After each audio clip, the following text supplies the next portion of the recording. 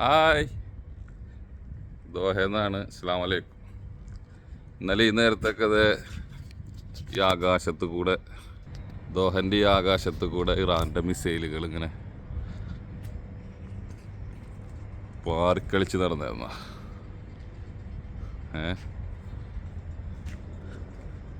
അപ്പോൾ ഒരു വലിയ ഒരു യുദ്ധം പ്രതീക്ഷിച്ച് നിന്ന് അതൊരു അരമണിക്കൂർ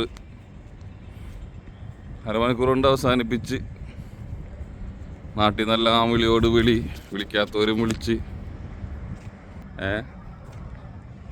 വിളിക്കാത്തവരടക്കം മെസ്സേജ് വിട്ട് ചോദിച്ച്. എന്നാലും ചിലവർക്ക് ഇന്ന് പരാതി അറിഞ്ഞിട്ടാ, പെരുന്നാൾ വന്നാലും പ്രവാസി വിളിക്കണം, ഓണം വന്നാലും പ്രവാസി വിളിക്കണം. ഇപ്പം മിസൈല് വന്നിട്ട് എന്തേ വിളിച്ചില്ല എന്ന് ചോദിച്ചിട്ട് അതും പരാതി. മിസൈൽ വന്നിട്ട് നീ എന്താ എന്നോട് ആദ്യം വിളിച്ച് പറഞ്ഞില്ലല്ല, മെസ്സേജ് ഇട്ടില്ലല്ല എന്നൊക്കെ പരാതി ഉണ്ട് നാട്ടിൽ. നമ്മളൊരു കൂട്ടുകാരനാണ്, എൻ്റെ അവിടെയൊക്കെ മിസൈലിൻ്റെ ചീളുകൾ തെറിച്ച് വീണിട്ടുണ്ട് അല്ലേ വയസ്സേ? അപ്പം ഇപ്പം യാതൊരു പ്രശ്നമില്ല, നാട്ടിൽ എല്ലാവരും പേടിക്കുന്ന പോലൊന്നും ഒന്നുമില്ല. ഇന്ന് ശാന്തമാണ്.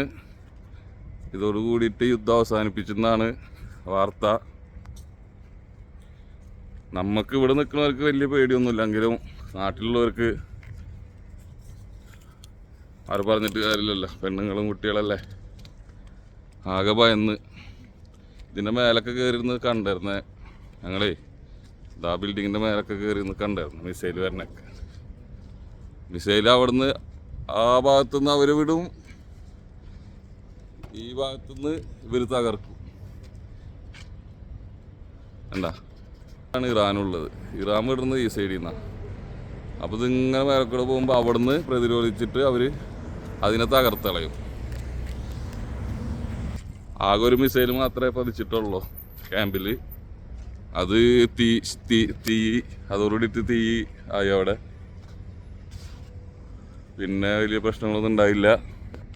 അമേരിക്ക കൊടുത്ത മറുപടിയാണത്. ഖത്തറുമായിട്ട് ഇറാന് യാതൊരു പ്രശ്നമില്ല. ഖത്തർ ഇറാൻ്റെ സുഹൃത്ത് രാജ്യമാണ്. അപ്പോൾ ഇന്നത്തോടുകൂടി ഇസ്രായേലും ഇറാനും യുദ്ധം അവസാനിപ്പിക്കണം. ലോകത്തിന് സമാധാനം ഉണ്ടാവട്ടെ. യുദ്ധം ഒന്നിനൊരു പരിഹാരമല്ല.